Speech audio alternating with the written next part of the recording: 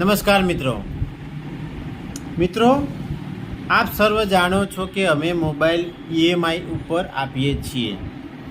ખાસ જે વિશ્વાસુ મિત્રો હોય, વ્યક્તિઓ હોય, આપણા સર્કલમાં હોય તેમને અમે મોબાઈલ ઈએમઆઈ પર આપીએ છીએ.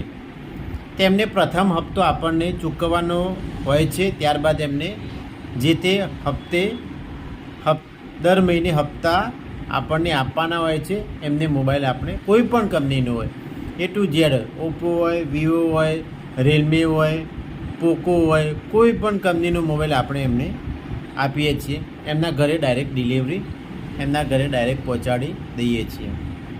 મિત્રો, એક અનુભવ એવો થયો કે થોડા દિવસ પહેલાં આપણા જે સર્કલમાં હતા, મારા જે પોતાના કોન્ટેક્ટમાં હતા, એવો એક મિત્રનો ફોન આવ્યો અને મને કહ્યું આપણે 8 થી 10,000 રૂપિયા સુધીનો મોબાઈલ જોઈએ છે. તો આપણે સર્ચ કર્યું કયો જોઈએ છે અને ફોટા મોકલ્યા. આપણે સર્ચ કર્યું, એ મોબાઈલ સ્ટોકમાં ન હતો. 8-10,000 સુધીના મોબાઈલ હાલ સ્ટોકમાં ન હતા. તો આપણે મેં થોડું કહ્યું કે થોડુંક તારી રેન્જ થોડીક વધારો તો આપણે ચેક કરીએ તો મોબાઈલ મળી જાય. તો એ કહે કે નરેશભાઈ તમે તમારી રીતે જોઈ લો, કોઈ સારો હોય તો મોબાઈલ આપ મને કહો.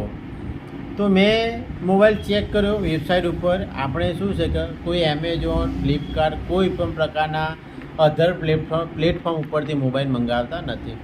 આપણે પ્રોપર કંપની થ્રુ જ મોબાઈલ મંગાવીએ છીએ. રેલમી તો Realme store, Realme company, Poco, Vivo, Oppo વગેરે ત્યાંથી જ ઓરિજિનલ મોબાઈલ મંગાવીએ છીએ. ફ્લિપકાર્ટ, એમેઝોનમાં ઘણીવાર ફ્રોડ થાય છે અને થયેલું છે, એ મને સારી રીતે અનુભવ છે. તો મેં ચેક કર્યું કે 12,999નો એક રેલમીનો મોબાઈલ હતો. મેં ફોટો બી મિત્રને મોકલ્યો હતો. 12,999 એટલો મોબાઈલ હતો. તો 3 દિવસ પહેલાં લગભગ મેં ચેક કર્યું, એના ફોટા મોકલ્યા તો પસંદ આવ્યો. ત્યારબાદ કન્ફર્મ થયું કે ચલો વાતચીત તો થાય ને.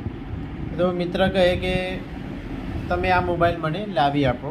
એટલે મેં કીધું ડોક્યુમેન્ટ મોકલી આપો. તો ડોક્યુમેન્ટ મોકલી આપ્યા. મેમરી કેટલી છે, બીજી ત્રીજી બધી તપાસ કરી. ત્યારબાદ આપણે બીજા દિવસે ફરીથી કીધું આજે ફાઇનલ ઓર્ડર કરીએ. તો ઓર્ડર કર્યો ત્યારે મિત્રો એક જ દિવસમાં એ મોબાઈલ 13,999નો થઈ ગયો.